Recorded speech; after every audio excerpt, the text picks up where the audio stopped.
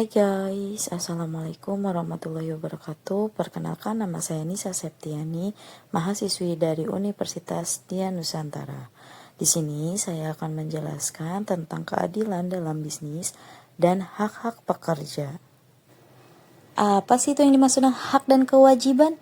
Hak yaitu sesuatu yang mutlak menjadi milik kita dan penggunanya tergantung kepada kita sendiri. Contohnya, hak mengeluarkan pendapat. Dan kewajiban itu apa? Yaitu sesuatu yang harus dilakukan dengan penuh rasa tanggung jawab. Contohnya, melaksanakan tata tertib di sekolah ataupun di kampus, membayar UKT atau melaksanakan tugas yang diberikan dosen dengan sebaik-baiknya.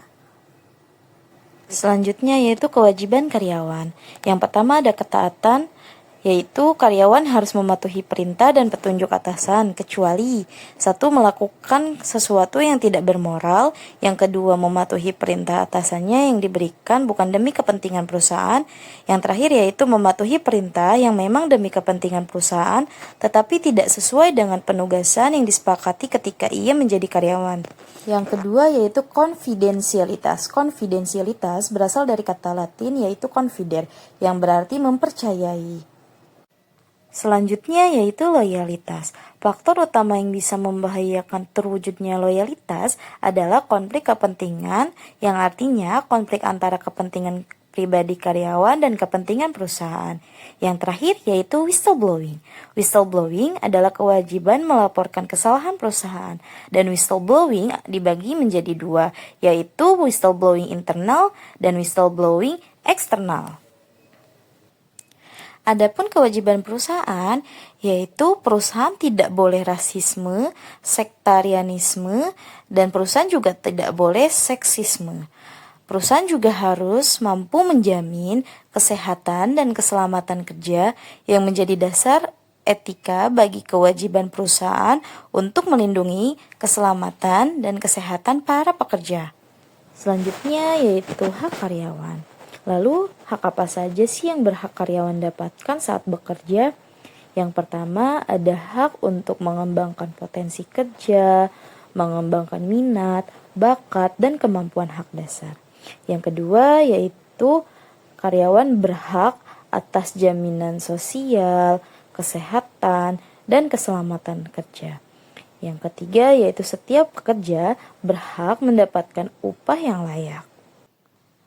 Dan yang keempat yaitu ada hak dasar untuk berlibur, cuti, istirahat, serta memperoleh pembatasan waktu kerja. Dan yang kelima ada hak dasar untuk membentuk sertifikat pekerja. Yang terakhir yaitu hak perlindungan atas pemutusan hubungan kerja. Karena pemutusan hubungan kerja tidak dapat dihindari, maka perlindungan ini wajib dilakukan oleh kedua belah pihak yang terkait, yakni karyawan dan pihak perwakilan perusahaan. Adapun hak perusahaan yaitu mendapatkan hasil kerja yang terbaik setiap hari, mendapatkan ide dan solusi kreatif, mendapatkan kejujuran dan kepercayaan dari karyawannya, mendapatkan kepedulian dari setiap karyawan, serta mendapat integritas dan loyalitas. Teori keadilan menurut Aristoteles. Keadilan berasal dari kata dasar adil yang berarti seimbang atau tidak berat sebelah. Ada 5 jenis keadilan yang dikatakan Aristoteles, yaitu yang pertama yaitu keadilan komutatif. Yang kedua yaitu keadilan distributif. Yang ketiga yaitu keadilan kodrat alam. Yang keempat yaitu keadilan konvensional. Dan yang kelima yaitu keadilan perbaikan. Adapun teori keadilan menurut Prof. Dr. Noto Ganoro SH, dalam 5 jenis keadilan tersebut ditambahkan satu arti keadilan lagi, yaitu keadilan legalitas. Keadilan legalitas adalah keadilan sesuai dengan ketentuan hukum yang berlaku.